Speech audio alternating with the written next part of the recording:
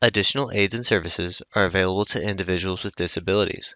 To make such a request, please contact us by email, by clicking the Help tab in the PD portal, or at pdportal@tamu.edu, by phone, including Relay Texas at 1-800-441-7323, or in writing to Train PD, PD Portal Support, 4477 TAMU, College Station, Texas 77843. Both a transcript and accessible document of the content presented in this webinar can be found as resources in the course description. Click on the blue links under Course Resources in the description. When a link is clicked, a new browser window will open.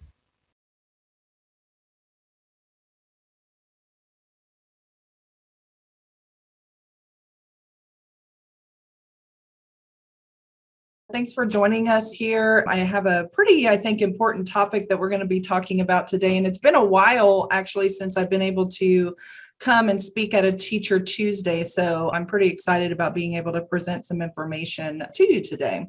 We're kind of in a very crucial moment here at the Texas Workforce Commission as we are in the throes of looking at our next request for applications for grant funding.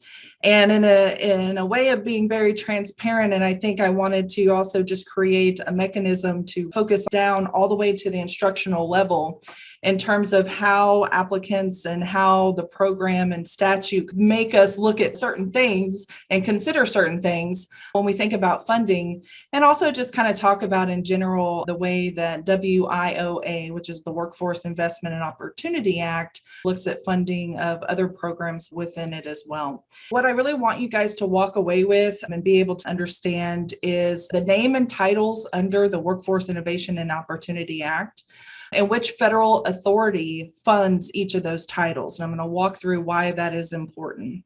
And I'd be able to identify the correlations between the titles and why those partnerships that are listed specifically are so important. Be able to understand TWC's responsibility in awarding AEL funds and explain how instruction plays a key role in determining the past effectiveness of our grants. So with that, I'm going to start off by talking about the federal and state funding.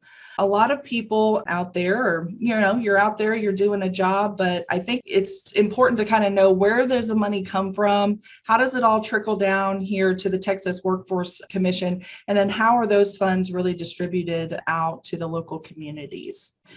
So the Texas Workforce Commission, as you know, is one state agency of many, many state agencies. Here in Texas, as a state, we receive a lot of federal funding. We also receive some state funding that really helps and is meant to help support local communities and Texans in various ways.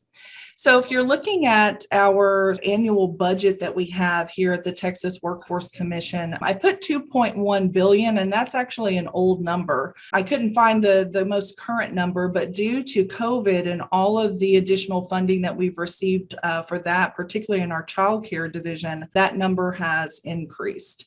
If you're thinking about the budget that we have here at TWC and how that budget trickles down into specific programs that we manage and services that we provide, I want to draw your attention to the key on the left side of the screen here. And you're going to see that there is some varied funding. WIOA funding, which is, again, the Workforce Innovation and Opportunity Act. We have some TANF funds, we have some state funding, and then we have some other federal dollars to help support some of the programs here, like the Trade Adjustment Assistance and SNAP Education and Training. So with that in mind, I want you to take a look at these 4 orange arrows. Those arrows are pointing to the 4 titles, and some of you may be very familiar with these. We've talked about them often since 2014 when the WIA first was passed and administered down to the local states. But for some of you, this may be the first time that you're actually hearing some of these terms and some of the programs that are actually solidified under the WIOA statute.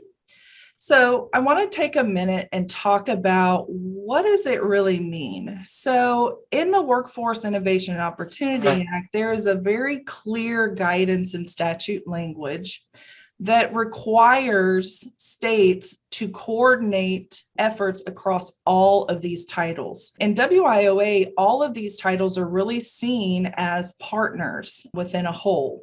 One of the important pieces to understand about those titles is the money and where the money comes from, because it helps to see the complexities, I think, and some of the challenges that exist when we're really trying to truly coordinate and integrate services across all of these titles and serve the populations that are eligible to receive funding in each of these titles. So I'm going to start with the first one. So Title I, Adult Dislocated Worker and Youth. This is a title that is largely meant to support workforce training for individuals that are looking to gain credentials, maybe make a career change, and it is operated through the boards. So your local workforce development boards receive an allocation based off of their size and their needs. They receive an allocation every single year to do this and perform this work. Those funds are passed through TWC, but they come from the Department of Labor at the federal level. So Department of Labor gives TWC some money, and then we distribute those funds out to the boards for use of supplying services to that population. The dislocated worker is going to be someone who is unemployed. So they may be someone that had a job, they are unemployed, and now they may be receiving unemployment insurance benefits. We are nestled under Title II, and so our funding under Title II comes from the Department of Education, and more specifically under OCTAE, which is the Office of Career and Technical and Adult Education. Now, the interesting thing, if you're looking at these as a whole, what you probably already realized is that we are the only title under WIOA that is grant funded, meaning that you have to compete for these funds. All of the other titles under WIOA are passed through and are provided into the local communities either through the board's allocation or for vocational rehabilitation down to the local level. It's not grant funded and they don't have to compete for those funds. We're unique in that sense. For Title III, you have the Wagner-Pizer Act. Locally, this is known as employment services. You go to a workforce solutions center, maybe you're getting support with job search, job placement. They really help individuals that are seeking work find and connect to employers. And that is another allocation that goes out to the boards. The last title is vocational rehabilitation. This is non-board, but it is a core partner listed under the Workforce Innovation Opportunity Act. And it does sit under the Department of Education, specifically under the Division of Rehabilitative Services Administration. And so you can see if you're looking at this, WIOA came along, they said, we're going to put all these different titles and we're going to put them together and we're going to say, you've got to coordinate. And there's really, really good reasons for that. And some of those reasons have to do with the priorities that exist within the statute language. And so I want to talk a little bit about the big picture versus, well, how do you really implement something like that that's just so big? Now, in thinking back of each of those titles and the purposes of those titles, there is a lot of coordination that has to occur. You're talking about multiple funding streams. You're talking about some that have a more grant or competitive process versus some that are getting allocations that are sent down to the local level, and the decisions are being made at a local or regional level about the use of those funds. So when we're thinking about the big picture and you're thinking about all four of those titles, there's a couple of priorities that exist in WIOA. One is a broader and deeper partnership. More strategic state and local boards, meaning more strategic in the way that we're thinking about how the funding should work and how those funds really are active within a community. Sector strategies and career pathways, which is really about focusing a pathway for individuals to get credentials of value, to get those post-secondary occupational licenses, certifications, et cetera, to feed them into higher wage jobs. And take into account the regionalism that exists at the local level. Texas is a very large state, and our regionalism is very true, right? So we have pockets across the state that are very regionalized, and there are specific needs within each of those regions. West Texas is not the same as East Texas. North is not the same as South. There's lots of those regional things that make it unique, which is why the board that is in those communities plays such a big role in the coordination efforts of all this funding that is happening. Service value and integration, which I'll talk about here in just a second, and then focus and competition on quality. Now, that's really kind of saying a lot, right? So these are some of the larger big picture priorities under WIOA. But when you really think about this from an implementation standpoint, there's 5 key pillars, and I'm going to kind of paraphrase these. So the first is that all titles are partners, and we have to kind of see ourselves as partners and a piece of the whole. There is a focus for better overall facilitated support of our customers. Typically on the workforce side, they're called customers. We call them adult learners. So a little bit of a difference in terms there, but it's for better overall facilitated support of customers within those regions. The third, I would say, is really a non-duplication of services. So, for example, we all get funding under these titles by various means. If we integrate those services and we don't duplicate those services, then we're able to serve more people with the funds that are out there. And it was one of the big calls when WIOA came along in terms of what the legislature really wanted us to do and why the statute was really created. Because if you think about this in the past, prior to WIOA, all these different entities were still getting funding, but they were just working in their silos, and a lot of them were duplicating the work and the effort because all of the titles have one thing in common, and that is performance accountability and the expectation of what the federal government expects to see in terms of outcomes from those customers. When you think about some of the things that we're responsible for in Title II, like measurable skills gains or credential rates or entered employment for all of our students, just know that every single one of those titles shares in that. It's actually pretty ingenious to do it that way, because one of the things that can really muck up a partnership is whenever the person that you're trying to partnership doesn't have the same measures or metrics that you do. So under WIOA, we all are kind of working towards a very similar goal and the performance accountability of the customers that we're serving. So I think that was an important piece that helped us to be able to have those conversations at the local level, because we're all partners. When we think back to what I was saying about each of those titles, and the fact that Title II is very unique in that we have to hold a competition for the funds. These are not funds that are just funneled through TWC and we push them out. We have to run a competition for those funds. Individuals apply for those funds, and there's certain things in statute that we, TWC, have to consider before we award funds. All of our AL providers are awarded through a competition. That's required. The federal requirements list out the couple of things that the states have to do. One is direct and equitable access to funds. Another is the submission of proposals directly to the Texas Workforce Commission. We cannot offset this and give that responsibility to someone else. It is something that we at the agency have to be responsible for. The process for selecting our providers has to give each entity a fair chance to receive an award. It has to be competitive, multi-year grants, and the process has to be consistent throughout. Those are some of the things that at the state level we are charged with doing. I want to spend time focusing on some more specific things, like something called the 13 considerations. This will probably be etched in your mind after this particular webinar, but it's an important piece of statute language, and it helps to explain what the states really have to do. There are certain things that at the state level we want to see, right? Those are our state imposed things. Those are things that have a very Texas specific connotation to them. But most of the things are really federally in statute that we have to be looking for when we hold our grant competition. So I want to talk about those. In awarding our grants and our contracts, the eligible agency, which is us, we have to consider 13 things. Consideration number 1, TWC has to determine and has to consider the degree to which an eligible provider would be responsive to.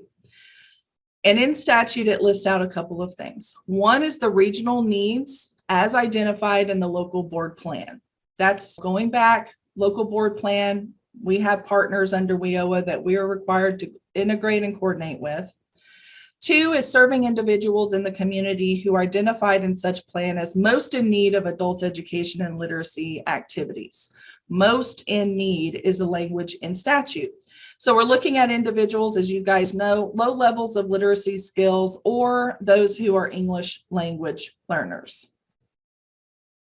That's the first consideration. The second one is the ability of the eligible provider to serve eligible individuals with disabilities, including eligible individuals with learning disabilities. That is consideration number 2. Think of this: if you're applying for grant funds and you want to have an adult education literacy program in your community, these are all the things that the state has to consider about the work that you do. Consideration number 3, past effectiveness.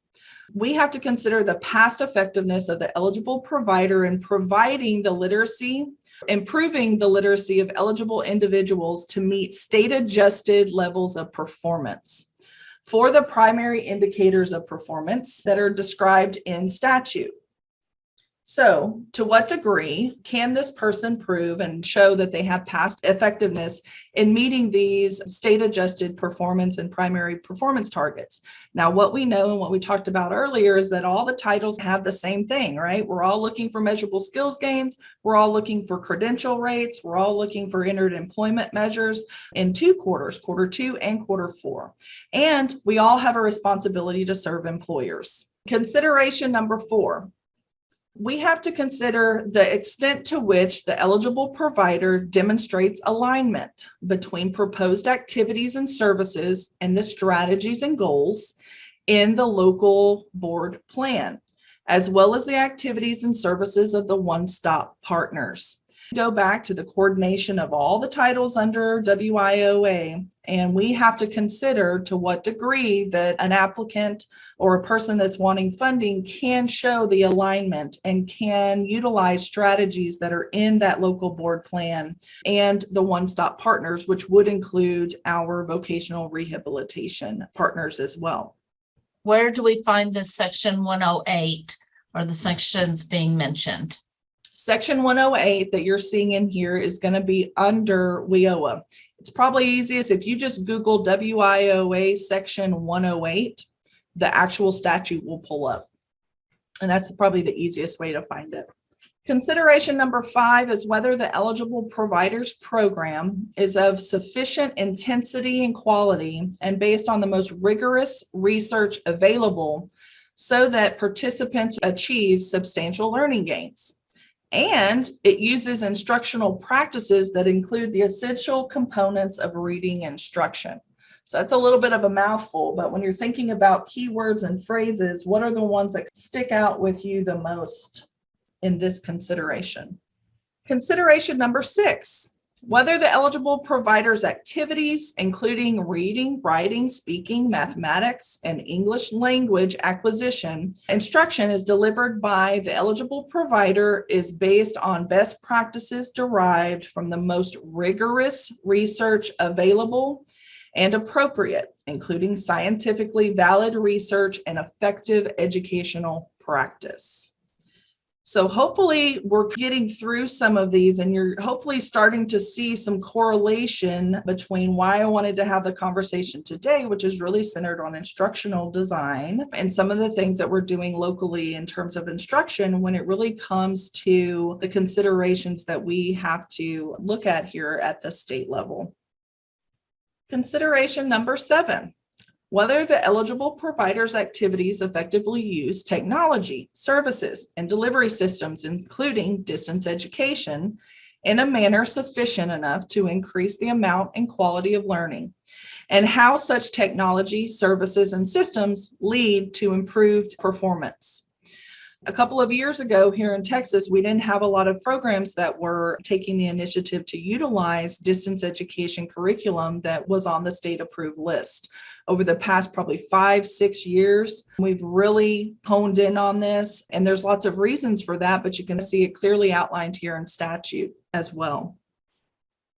And I just say that because a lot of times I think probably at the local level, when the state starts doing things and it's like, why is this happening? And a lot of times it just goes back to us really looking at the statute language and us trying to be accountable and responsible and stewards of the funding in the manner in which it's given to us. Consideration number 6, is that referring to the content standards? It's really more referring to how you're implementing those content standards at the local level. So these considerations are really more so about how the programs who are applying for funding or want to be a provider within the Texas AEL system are meeting the statute requirements. It's really about how the local program is implementing these things. How are you developing curriculum? How are you utilizing the content standards and doing teaching strategies that reflect some sort of research-based or evidence-based practices? Consideration number 8, we have to consider whether the eligible provider's activities provide learning in context, including through integrated education and training, so that an individual acquires the skills needed to transition to and complete post-secondary education and training programs, obtain and advance in employment, leading to economic self-sufficiency, and to exercise the rights and responsibilities of citizenship. So that one's kind of pretty dense. One thing that sticks out to me in this particular consideration is the phrase, provide learning in context. It's a very small phrase and a bunch of words, but to me, that particular phrase, I think, plays a big role in how, from an instructional design perspective, we're really charged with meeting the roles of implementing our integrated education training programs. Consideration number 9, whether the eligible provider's activities are delivered by well-trained instructors, counselors, and administrators who meet any minimum qualifications that are established by the state, where applicable, and who have access to high-quality professional development, including through electronic means. Consideration number 10, whether the eligible provider's activities coordinate with other available education, training, social service resources in the community, such as establishing strong linkages with elementary schools, secondary schools, and post-secondary educational institutions and institutions of higher education, local workforce development boards or investment boards, they call them in statute, one-stop centers, job training programs, social service agencies, business, industry, labor, community-based organizations, nonprofit organizations, intermediaries, and the development of career pathways. So how is an eligible provider really coordinating with all of the members within their community to provide and develop career pathways for the eligible population for adult education? Consideration number 11, whether the eligible provider's activities offer flexible schedules and coordination with federal, state, local support services such as childcare, transportation, mental health services, and career planning that are necessary to enable individuals, including individuals with disabilities or other special needs, to attend and complete programs. Consideration number 12, whether the eligible provider maintains a high-quality information management system that has the capacity to report measurable participant outcomes and to monitor program performance. Now, here in Texas, we have teams, right? That's where we put all of our stuff. So when you're really thinking about this particular consideration, think about what is it really saying to us? The state maintains our information system, but if there's something that's happening there locally that you guys are doing on the side, I know many of you are because you're not liking what Teams is giving you, then maybe that's part of this one as well. This is largely, in terms of how we would look at this, is really how are you utilizing that system? to help to support your program performance at the local level.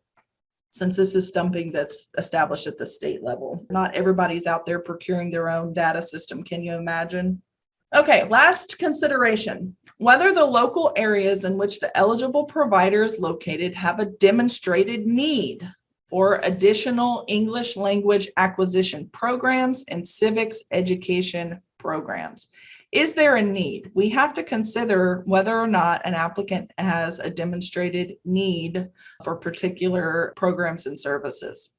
From the state's perspective, there are certain things that are going to be big considerations when entities are applying for funding. There's a lot of coordination. The statute requires it, WIOA requires it, and it just makes good sense that there's a lot of coordination across all titles that serve very similar populations, that they're coordinating and that they're working together to meet the regional needs of those communities. One that's coming up is alignment. So not just coordinating services, but aligning services, aligning some of the things that we're doing in adult education with some of the things that are happening. We're already charged with integrated education and training. Those occupations that we are training people for have to align to those local board plans. But there's a lot more information in those local board plans and an opportunity, I think, for us to really look at ways that we can align. Effectiveness is another big one. How effectively are we doing all of these things? And it's a lot. That's going to be something that the state has to look at, is not just the fact that it's a checkbox, right? Okay, I'm doing this, I'm doing this, I'm doing this, we're doing this.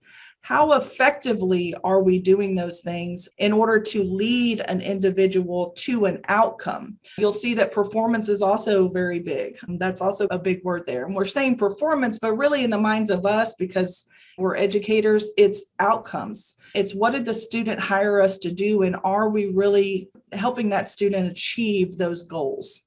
Practices is a big one, right? Research is a big one, evidence-based, so that there's something that is propelling us at the local level and that we're utilizing some best practices. We're not just making stuff up. We have some research-based and evidence-based practices that we're implementing. When I look at the 13 considerations, these are my paraphrase takeaways.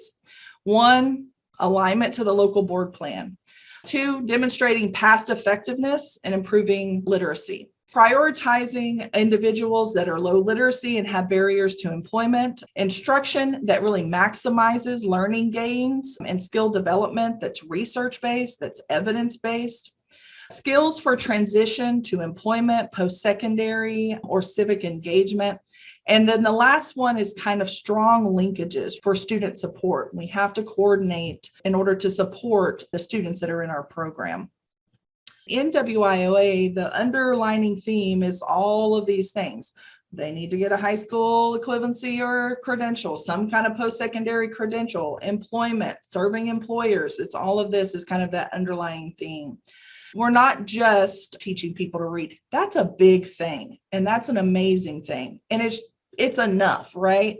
But specifically under WIOA, they want those individuals to be able to learn those super valuable skills for the purposes of self-sufficiency, for advancement in employment, for being able to support, if you think about this from a Texas setting or from a United States even setting, we want to build a sustainable and skilled workforce through career pathways.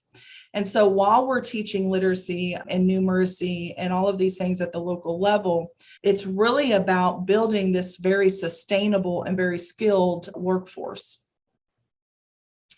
Now, while we're doing that, it's not like we are working with children. What makes the instructional piece, I think, even more difficult is that we are working with adults. So the approach is very different.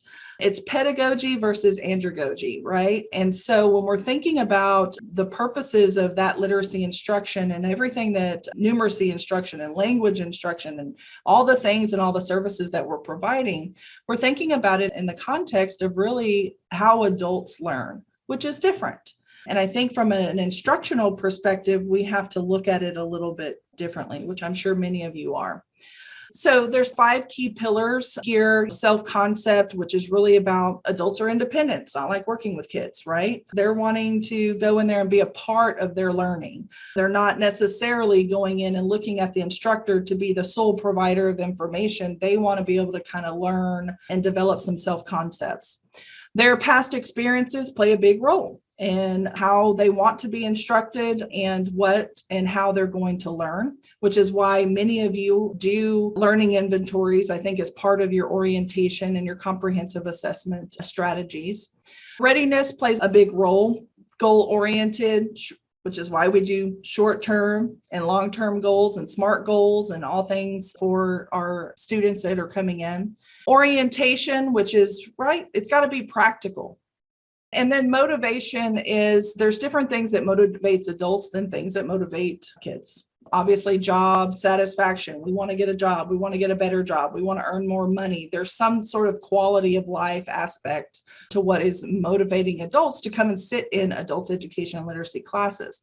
And the fact that this is a volunteer. It's not like K through 12. The truancy officer is not going to come and knock on your door if you don't attend adult ed classes. But when I'm really thinking about the way that we're teaching adults and the way that we are developing our curriculum at the local level, I say we go back to what we were talking about earlier and those key takeaways from the considerations, because your teaching strategies at the local level have a lot to do with how you will be able to be responsive to those considerations.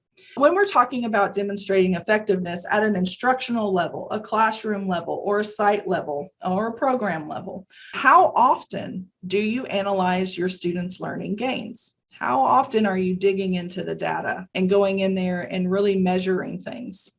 How often are students achieving their goals? Is it often? Is it not often? Is retention a challenge? I can tell you from the state level, it's a challenge, but at a local level, probably varies throughout the state. But is retention a challenge in your particular classroom, in your particular program? If so, why? What instrument or resources do you use to look at your data? When you're really thinking about demonstrated effectiveness, I think there's certain things that in order to be responsive to a question that says, are you demonstrating effectiveness? You have to know what the data says. You have to know how effective the program and whatever is happening from an instructional perspective or a programmatic or a management perspective that you can respond and have an answer to some of these types of questions. The next thing is how we're prioritizing individuals with low literacy and barriers. In the statute language, they may be thinking more about like, how are you outreaching? How are you identifying? How are you really recruiting so that you're serving and utilizing your AEL dollars to support those that are most in need? And I think in the statute, that's kind of the connotation that I take away. But when I think about that on just a very instructional level, and I think about how are we really prioritizing individuals with low literacy or that have barriers, how are we doing that on a classroom level? How are we doing that at a site level? So a couple of questions. Do you have leveled classes? Or do you have a class and a space that you're serving all the ESL folks, whether they're level 1 through 6 in one class? And how does that impact their ability to learn? Or how does it really affect the amount of additional instructional support that they'll need in that type of setting versus a leveled class setting? Another one I think is assistance for those with disabilities. Is there a mechanism? Is there a system in place to really identify and help to support individuals that have disabilities? Going back to the coordination with our partners like vocational rehabilitation and other services or supports that may be in place through other community type partnerships. The other one is, do you have partners identified for those supportive services? Okay, that's the first step. Everybody has barriers. They have reasons why they may not be able to come to class, but are we really looking at the partners within our community, not just WIOA? WIOA is the good place to start with all your core partners, but other partners within the community that can help to support our students to be successful. And when you've identified those, is there a direct handoff? Having a student come to you and say, hey, I can't pay my rent this month, or hey, I can't pay my light bill. And then you give them like a ginormous piece of paper that says, here's all the places and all the nonprofits that you can go to, and you can check with them to see if they have funding available to help support you, is not going to be as effective, obviously, as having an interpersonal relationship with members in the community that are part of those nonprofits that can really help to support that student and have that direct handoff. The last questions I want to throw out there is think about your individual instruction, or if you're an administrator, how instruction occurs at your program level. Is it currently research or evidence-based? That's going to be a big one. That plays a big role in terms of consideration for funding, right? We saw that over and over again. Is it research or evidence-based? Is it of sufficient intensity and quality for the maximum learning gains? And I put in there, does it include a hybrid learning model? And I say that because if you're really looking at, and you're doing the research and you're looking at the data, like we talked about earlier, to demonstrate effectiveness, and you're looking at that data, what you probably learn is that students that participate in a hybrid learning model, meaning they are getting synchronous and asynchronous learning, they are doing either virtual, remote, face-to-face in connection with a distance learning through an improved curriculum, make faster gains and better gains. And it makes sense because they're just getting more instructional time. They're just getting some of that self-paced outside of the classroom. And if you go back to some of those things we were talking about earlier in terms of how adults like to learn, those make sense, right? Because they do like to be in the driver's seat of their own learning. If you're not currently doing a hybrid learning model, but you want to learn more, just know that we've got professional development here to support that. The other is aligned to support learner goals and objectives. And last is the instruction in the curriculum designed for transition to employment, post-secondary education, or civic engagement. I think there's lots of things that we can do in instruction that make a big impact. You can teach someone how to add by saying 2 apples plus 2 apples equals 4 apples. Or you can teach someone some basic math principles by saying, hey, there's a dump truck. The dump truck has 2 axles. Each axle has 4 tires. And you're giving it to them in a context of maybe something that they're more interested in, especially if they're on a pathway to getting their CDL. So there's lots of opportunities, I think, through an instructional approach that we can address some of these considerations that are in statute and help to support local programs. These are some of the things that I feel like at the state level, we are responsible and we need to help to support. Here are some of the bigger picture things that I feel like the state needs to be responsible for and responsive in supporting. The first is a high quality professional development system. We have 3 professional development centers, and we are constantly working on developing content that's going to support you in the field. Pathways and opportunities for adult education certifications. That's a big one. When you look at the number of staff that we have here in Texas in terms of our instructor staff, largely part-time, about 48% of all of the instructors here in Texas have some certification, educational certification in elementary and secondary. The other 48% or so have no certifications. What I think I have a responsibility for is providing a career pathway for our instructors to actually learn and get more adult education certifications. It helps to support the instruction at the local level. We also need instructional leaders, and I'm calling them mavericks just because I love that word, but instructional leaders. We've had an LEA that's been around for a couple of years now doing some amazing work and really building some instructional leaders as well as some program administrative leaders. We want to continue activities like that. And then the last 2 is really about innovation in the instruction that we're providing. We're in a different world. We're post-pandemic, and I don't think we're going to be able to fully just revert back. We now have students that have access to virtual learning. We now have an increased need for all these digital literacy skills, all of these different things. and we have to be innovative in the instruction that we're supplying. So those are some of the things that are in my head that keep me up at night and that we're really thinking about.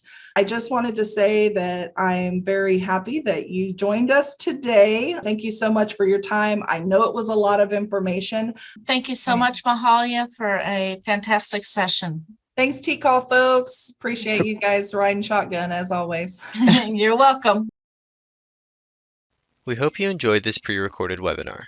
After you have passed the final test with a score of 80% or greater and have received your certificate of completion, please take a few moments to complete the course evaluation. Participant feedback helps Train PD at T-Call continue to provide high-quality professional development. To leave a course feedback, please go to the completed portion of your transcript. To do this, hover over the My Learning tab and select View Your Transcript. Click on the drop-down arrow next to the word Active and select Completed. Then, click Evaluate in the drop-down menu next to the course you just completed. Please note that your feedback is greatly appreciated.